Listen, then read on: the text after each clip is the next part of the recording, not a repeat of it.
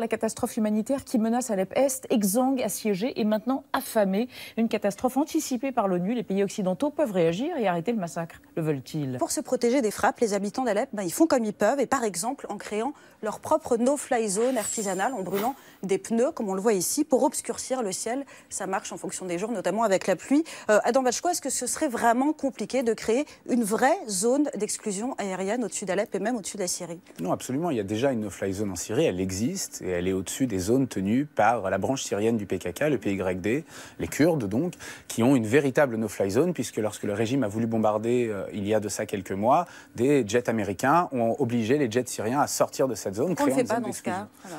Parce que, et là on retrouve un problème qui est de plus en plus profond dans le rapport que les Occidentaux ont à la région, on est totalement pris dans une idée que ce qui se passe à Alep, c'est une insurrection islamiste.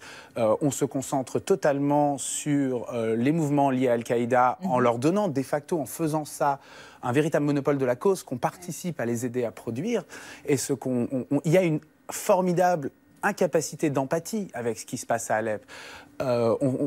Monsieur Badi faisait la comparaison avec Sarajevo. Ce qui est fascinant et ce qui montre un tournant terrible, c'est que l'utilisation des armes chimiques qui n'est pas neuve, cela fait 3-4 ans que de manière... Il y a un usage des bombes chimiques qui est hebdomadaire, systématique. Il y a la fameuse ligne rouge franchie. Depuis et la décision de Barack Obama de ne pas longtemps. intervenir pour autant. Et puis ensuite, de manière systématique, ça n'empêche pas les populations occidentales d'être majoritairement contre une intervention, majoritairement contre un soutien à ces populations. Donc Adam Bachko, je repose la question. Alep, martyrisé, sommes-nous, nous, condamnés à l'impuissance? Et est-ce que Alep va tomber et va s'écrouler devant des États résignés?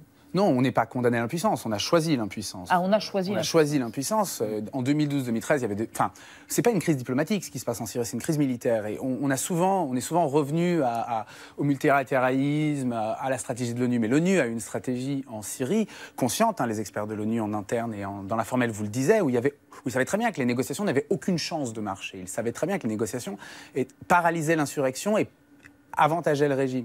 Donc non, et on était dans une crise militaire où la question était est-ce qu'on donnera des armes aux rebelles ou non? Est-ce qu'on créera une no-fly zone pour les rebelles ou non? Est-ce qu'on aidera les rebelles à gagner parce qu'on considère qu'il est dans notre intérêt que les rebelles gagnent ou non? Et là, vous parlez des rebelles et les populations civiles. Les populations civiles aujourd'hui. La population civile, elle ne peut pas être séparée comme ça. Les gens ne vivent pas indépendamment des mouvements politiques et des dynamiques politiques dans lesquelles ils sont. Je veux dire, au contraire, on se concentre toujours sur les populations civiles comme si c'était un mot sacré, mais les populations civiles vivent dans ces dynamiques politiques-là et les gens qui ont participé à ce mouvement de protestation pacifique en 2011 étaient liés à ces mouvements combattants. Il n'y a pas de séparation nette entre le civil et le combattant en Syrie. Ces gens qui souffrent sont aussi des gens qui se battent. Et qui voulaient un renversement du régime de Bachar.